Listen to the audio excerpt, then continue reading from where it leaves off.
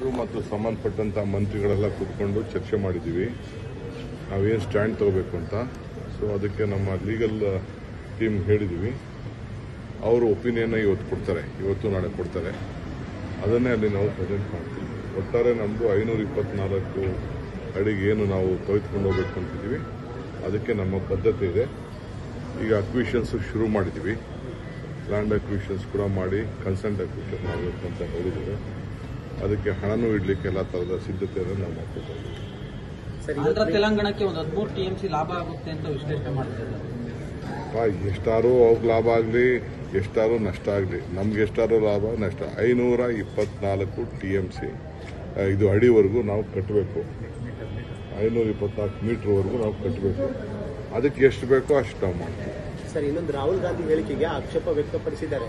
ಅವರು ಕೂಡಲೇ ಸಾರಿ ಕೇಳಬೇಕು ಅಂತ ಹೇಳಿದ್ದಾರೆ. ರಾಮ ಪೌರಾಣಿಕ ಅನ್ನುವಂತ ವಿಚಾರವನ್ನು ಯಾರು?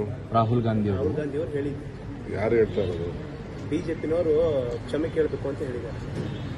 ನನಗೆ ಮಾಹಿತಿ ಗೊತ್ತಿಲ್ಲ. ಪಕ್ಕದಲ್ಲಿ ಮಾತಾಡ್ತೀನಿ. ಸರ್, ಇವತ್ತು ಮೀಟಿಂಗ್ ಮಾಡ್ತಿದ್ದೀರಾ? ಏನಿಲ್ಲ, ಬೆಂಗಳೂರು ನಮ್ಮ ಟನಲ್ ರೋಡು ಶುರು ಮಾಡಬೇಕು. ಟೆಂಡರ್ ಕರೀತಾ ಇದ್ದೀವಿ. ಅದಕ್ಕೆ ಜಾಗಗಳು ಬೇಕು, ಮಿಲಿಟರಿ ಜಾಗ ಬೇಕು ಮತ್ತು ಬೇರೆಯವ್ರ ಜಾಗ ಎಲ್ಲ ಬೇಕಂದ್ರೆ ಅದಕ್ಕೆ ಎಷ್ಟೆಷ್ಟು ಬೇಕಾಗ್ತದೆ ಅಂತೇಳಿ ಮಿಲಿಟರಿದು ಒಂದು ಪ್ರಪೋಸಲ್ ಕಳಿಸಿದ್ದೀವಿ.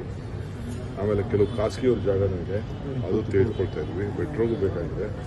ಅದಕ್ಕೂ ಎಷ್ಟು ಬೇಕು ಅಂತಲ್ಲ, ನಾವೆಲ್ಲ ಕೂತ್ಕೊಂಡು ಫಸ್ಟು ಆಲೋಚನೆ ಮಾಡ್ತೀವಿ. ಸರ್, ಚಾಮರಾಜನಗರ ಇದು ಪ್ರವಾಸಕ್ಕೆ ಹೋಗ್ತಿದೆ ಸರ್. ರಾಮನಗರ ಅಲ್ಲ, ಅದು ಚನ್ನಪಟ್ಟಣಗೆ ನೀರು, ಕುಡಿಯೋ ನೀರು ಬೇಕು ಅಲ್ಲಿ ಮತ್ತು ವ್ಯವಸಾಯದ ನೀರು ಕೆಲವು ಪ್ರಾಜೆಕ್ಟ್ ಪೆಂಡಿಂಗ್ ಉಳ್ಕೊಂಡಿದೆ. ಆ ಸ್ಪಾಟಲ್ಲಿ ಏನಾಗಿದೆ ಅನ್ನೋದು ಸ್ವಲ್ಪ ನೋಡಬೇಕಾಗಿದೆ.